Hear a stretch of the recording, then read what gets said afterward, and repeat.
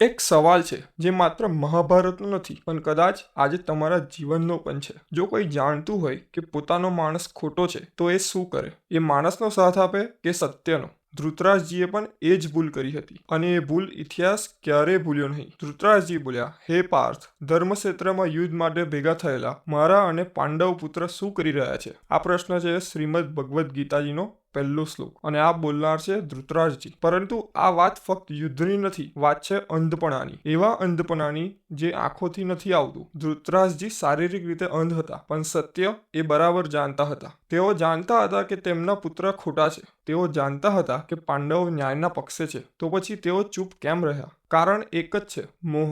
જ્યારે સ્નેહ સત્ય કરતાં મોટો લાગવા મળે, જ્યારે સંબંધ ન્યાય ઉપર હાવી થઈ જાય, ત્યારે માણસ સ્પષ્ટ જોઈ શકે છે છતાં ખોટું પસંદ કરે છે અને એ જ ક્ષણથી વિનાશ શાંતિથી પોતાની તૈયારી શરૂ કરે છે. આ ફક્ત ઇતિહાસની વાત નથી. આજની દુનિયામાં પણ દરેક ઘરમાં એક નાનો કુરુક્ષેત્ર ચાલી રહ્યો છે. એક છોકરો, આર્યન, એક મધ્યમ પરિવારનો લાડકો દીકરો. ઘરમાં તેની માટે સપનાઓ જ સપનાઓ હતા. પિતા દિવસ રાત મહેનત કરતા, માતા રોજ પ્રાર્થના કરતી હતી કે મારો દીકરો કંઈક મોટું બનશે. કોલેજનું પ્રથમ વર્ષ, નવો કેમ્પસ, નવા મિત્રો, નવી દુનિયા. શરૂઆતમાં આર્યન ખૂબ જ સરસ વિદ્યાર્થી હતો. સમયસર કોલેજ જતો, ઘરે આવીને મમ્મી સાથે ચા પીતા પીતા દિવસની વાતો કરતો, પપ્પા સાથે ભવિષ્યના સપનાઓ ગોઠવતો. ઘરમાં ખુશી હતી, શાંતિ હતી અને આશા હતી. પણ ધીમે ધીમે બધું બદલાવા લાગ્યું. નવા મિત્રો મળ્યા જેમાં મજા હતી પણ દિશા નહોતી. શરૂઆતમાં માત્ર ટાઈમપાસ, પછી બંક, પછી પાર્ટી અને પછી ખરાબ આદતો.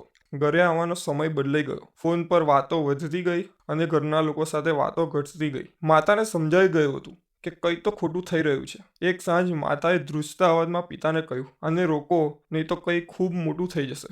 પિતા થોડા સમય માટે શાંત રહ્યા. આંખોમાં ચિંતા હતી પણ દિલમાં વિશ્વાસ. તેમને ઊંડો શ્વાસ લઈને કહ્યું, મારો દીકરો છે, વિશ્વાસ રાખ, સુધરી જશે. માતા ચૂપ થઈ ગઈ પણ માતાનું દિલ જાણતું હતું કે આ માત્ર વિશ્વાસ નહીં, આ એક જોખમ છે.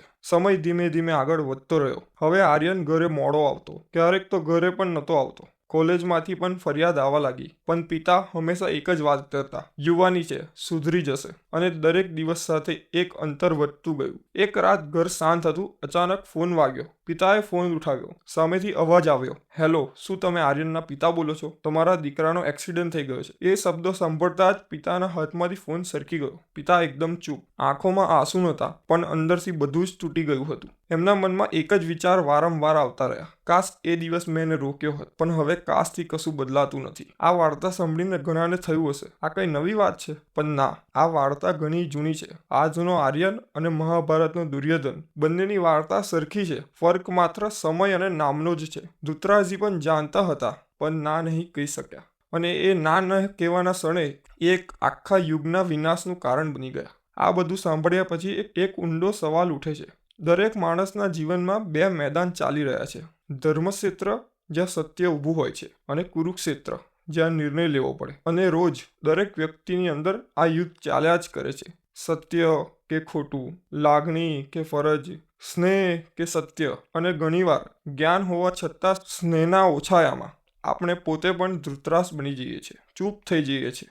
અંધ હોવું પાપ નથી પણ સત્ય સ્પષ્ટ દેખાતું હોય અને છતાં અવગણવું એ સૌથી ભારે ભૂલ છે. બીજી વાર જ્યારે જીવનમાં કોઈ ખોટું પોતાનો માણસ તરફથી આવે ત્યારે ધૃતરાષ્ટ્ર નહીં, ત્યારે ઇતિહાસ બદલવાની હિંમત ધરાવનાર બનવું. કારણ કે સાચા રહેવું અઘરું છે પણ ખોટાને ચૂપ રાખીને સ્વીકારવું એ વિનાશને આમંત્રણ આપે છે. જય શ્રી કૃષ્ણ. ધન્યવાદ.